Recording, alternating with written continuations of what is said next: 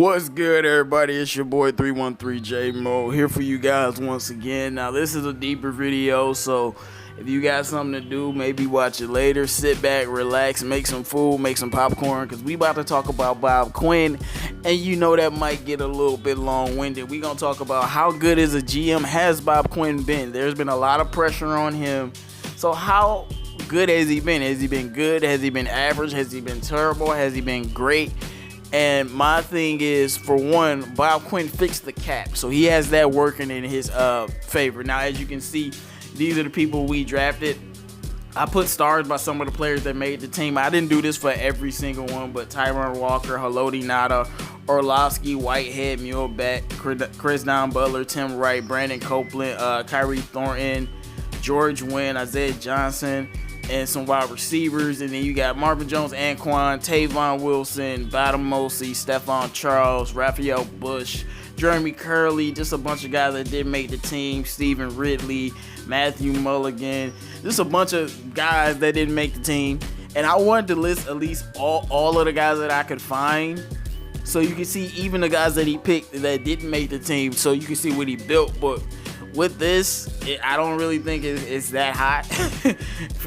Marvin Jones, Anquan, Tavon, Raphael Bush, those were okay signings, but it's not something that's going to move the needle or extremely excite you. But before we review this year, let's look at the draft.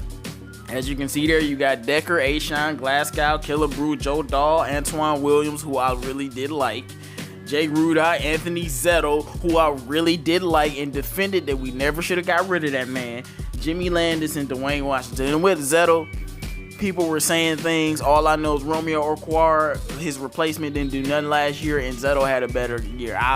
We searched for DNs, but we gave up one that we drafted late, and he's a hometown kid. But my review for 2016, how good did Bob Quinn do? You know what? I'm going to say a couple bad things about this year, and then I'm going to give him a pass because it was his first year drafting. You don't draft no damn long snapper, you idiot. Okay? But I like that he went out and got Marvin Jones and Anquan Bolden. Those were the biggest signings we had. But a lot of the depth signings, they really didn't move the needle for us at all. I mean, none of the depth signings really helped like that, whether it's O-linemen. I mean, we got Bush and Tavon Wilson, but those guys aren't on the team anymore. But, I mean, you can't expect a depth player to be on there for 4 years. But Johnson, Bottom Mosley, we saw what happened when he went out on the field and got cooked. I mean, I remember when we were signing people off the couch. So, that year, I'm going to give him like a C. If I'm being nice, maybe a B just because it was his first year. But, you know, I don't think we being nice. We being unbiased. So that was his first year in a nutshell when you look at the free agent signings and the draft class. Now, let's look at the next year. Now, every year is different. There are different goals you're trying to achieve. There are different things that you have to do. So every move in free agency is different. And I'm not just judging his moves in free agency or the draft. I'm judging his moves overall. And, of course, it's going to revolve around free agency and the draft and the little subtle moves you make. Like signing Marvin Jones for that 5-year, $50 million or 4-year, $40 million deal was a great decision. Giving Slater and Quandre Diggs the extensions this year was a great decision. Paying Matthew Stafford on a cheaper deal. I mean, guys were complaining about Stafford being the highest paid quarterback in the league, but now he's getting $27 million a year, which is the 10th best in the NFL. So you got ahead of that because Stafford could have asked for $30 million a year. He gave you a hometown discount, so you signed him to a solid deal. I mean, you did overpay Rick Wagner a little bit, and you know TJ Lang. I mean, it wasn't the best, but it's something that you got to find a way to work with. Now let's see who you got. Now I do remember this year our cap was a little bit compromised, so we couldn't go out and do a lot. You got TJ Lang, Warlow, Cornelius Washington, DJ Hayden, Rick Wagner, King Spence, and a couple other guys. None of these guys moved the needle, but TJ Lang a little bit when he was healthy. Rick Wagner was his best in his first year, and that's horrible to say because like he wasn't really that good after that. I mean, King Spence was an okay rotational piece. Warlow was an okay rotational piece. Cornelius Washington, another okay rotational piece. DJ Hayden wasn't really that good. So just nothing special there. Now let's look at the draft class. Jared Davis, Tease Tabor, Kenny Golladay, Maben, Michael Roberts, Agnew, Ledbetter, Brad Kaya, Pat O'Connor. As you can see, Agnew, Golladay, Jared Davis, and Reeves Maben are the only guys left. And I think those are all solid picks. Reeves Maben for a 4th round pick. He's a good rotational piece for us. He can come in and play some downs. He's one of our top 3 special teams players. That's not a bad pick. Jared Davis is a solid pick considering that your alternative was Reuben Foster and he was the best linebacker on the board at the time. You can't blame the Lions for taking him over Reuben Foster. Kenny Golladay, we know that's Bob Quinn's best pick. Tease Tabor, a terrible pick. What were you thinking? Michael Roberts, bad pick. What were you thinking? Jamal Agnew, great pick.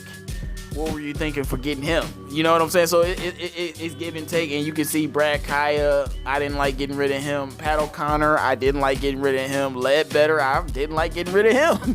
So that's just my personal opinion on those things. But looking at our cap situation and what we're coming into and the fact that we had to re-sign Stafford and Slay and some of these other guys, and we still had the Riley Reeves and the Larry Warfords of the world. Now letting Riley Reeves and Larry Warford in hindsight 2020 go, it doesn't look good now, does it? But you let them go because I would argue Riley Reeves is just a tad bit better than Taylor Decker. So that's a notch on your belt for getting rid of them and then not replacing them with adequate guys. You go out and you overpay TJ Lang and Rick Wagner. But all in all, I mean, the draft was okay. Free agency was okay. Outside of that, the contracts that he signs were good. So I might give him another C grade on this year. I mean, like, it wasn't really something that was amazing. But like I said, I'm going to give him credit for fixing that cap, because this year he could have hurt us with the cap, but he fixed the cap. So when we do the review at the end, we got to take everything into account, people, because it's a lot to break down with all of these years trying to break down every single thing Bob Quinn has done. Of course, I might miss a few players. I might miss some things, but we're going to focus on the nitty and gritty of it. We're going to get to the meat of this meal and find out if this guy's been a good GM or if he's just been trash. Now, we're going to move on to the next year. All right, 2018. First off, the big headlines: Lions fire head coach Jim Caldwell, and we bring in Matt Patricia. All right, Bob Quinn. Until we see this year, that was a horrible decision, and I'm going to blame you 100% for it. You brought in your guy, and you got rid of a guy that was keeping our head above water. Now we drowning. That isn't good. So, free agency: Kenny Wiggins, garbage. Levine Toilolo, Wesley Johnson, Matt Castle, Luke Wilson, LeGarrette Blount, Romeo Okwara, Devon Kennard, Deshaun Shedd, Sylvester Williams, Ricky Jean Francois, Christian Jones, Jonathan Freeney, and I'm sure that I might have missed a couple guys, even if it was some pivotal guys, my fault. But as you can see, I mean, Devon Kennard and Okwara are the best players from this group, but we just got rid of Kennard. We just gave Okwara extension, but he might get replaced. And honestly, this free agency class is just not looking hot at all. It was actually one of our worst free agency classes. I mean, the last 2 years weren't that good, but this year it was very bad. It was terrible. We could have got Frank Gore instead of LeGarrette Blount. It's just a lot of things we could have did that we didn't do.